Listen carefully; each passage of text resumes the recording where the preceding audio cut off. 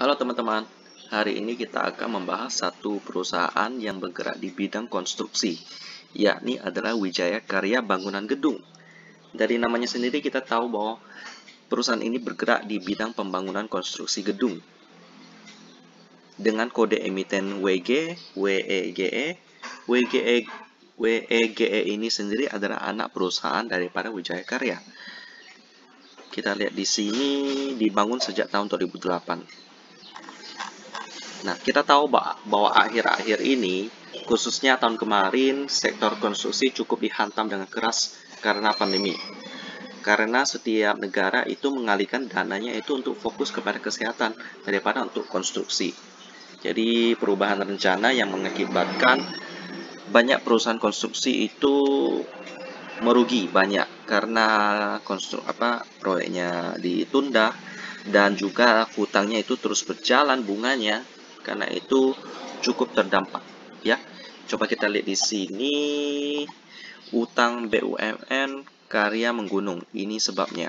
Ya, kita tahu bahwa perusahaan BUMN yang untuk konstruksi itu bukan hanya berbisnis di bidang konstruksi, tetapi juga dalam bidang investasi.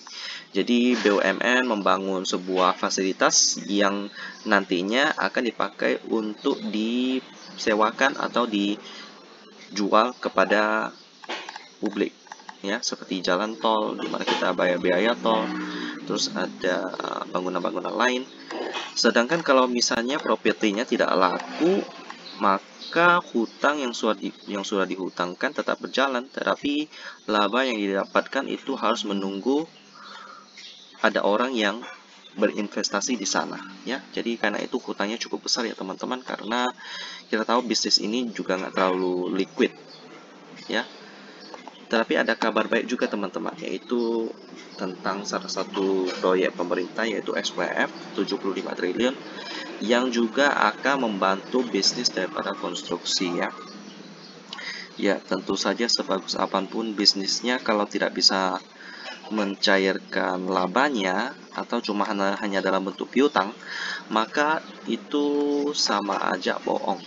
Karena kita membutuhkan cash untuk melakukan transaksi. Kalau dalam bentuk piutang ya siapa aja bisa berutang sih.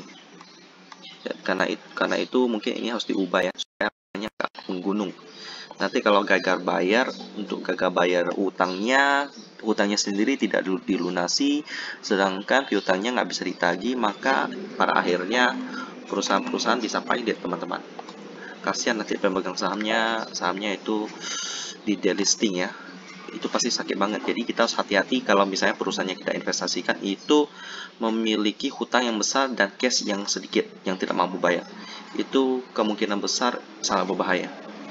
Nah, karena kita sudah kenalan sebentar tentang WG ini, sekarang mari kita lihat tentang daripada fundamentalnya di RTI Bisnis.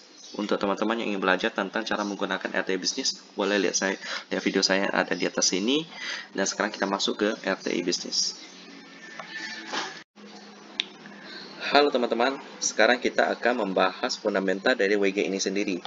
Tiap tahun selalu profit dengan dividen per share yang selalu dibagikan teman-teman. Jadi meskipun banyak hutang dan juga cashnya mungkin tipis ya, tapi dia selalu membagikan dividen. Nice sekali teman-teman, kita doakan supaya perusahaan seperti ini dapat mengurus hutangnya dengan baik dan keuangannya dapat lebih sehat ya, amin. Sekarang kita lihat dari operating profitnya sama net profitnya. Kita lihat net profitnya lebih besar. Jadi bisa diambil kesimpulan bahwa dari laba pada tahun ini, beberapa bagian itu tidak datang dari operating. Jadi mungkin ada datang dari penjualan aset ya teman-teman ya. Sudah jelas di sini. Jadi untuk WG, kalau kita lihat kalau labanya besar, ya kita harus tahu bahwa mungkin ada penjualan aset. Tapi tidak 100% penjualan aset. Masih ada cuan dari operating. Nice. Terus kita lihat PER-nya di sini 9,1 kali. Ya, cukup memenuhi kriteria saya tentang PER di bawah 10 kali. Ya, terus kita lihat di net profit margin-nya 7,44%. Ya, standar lah ya. Jadi nggak terlalu besar, nggak terlalu kecil, jadi lumayan. Terus kita lihat di sini cash rasionya 28,37%. Ya, 28,37%. Jadi kalau untuk cashnya dipakai untuk membayar semua hutangnya itu masih belum tercukupi ya. Masih ada sekitar 71% lebih masih belum kebayar kalau pakai cash. Ya, tapi ini masih belum terlalu parah WG ini. Keuangannya masih lebih baik lah daripada saudara-saudaranya yang lain seperti Wijaya Karya, terus apalagi ya, perusahaan-perusahaan lainnya yang bergerak di bidang konstruksi, hutangnya lebih besar lagi dan cashnya lebih tipis lagi teman-teman. Jadi bisa dibilang WG ini masih mendingan lah. Karena itu WG ini masuk dalam watchlist saya. Demikianlah penjelasan singkat tentang WG dan kita ketemu lagi di video selanjutnya.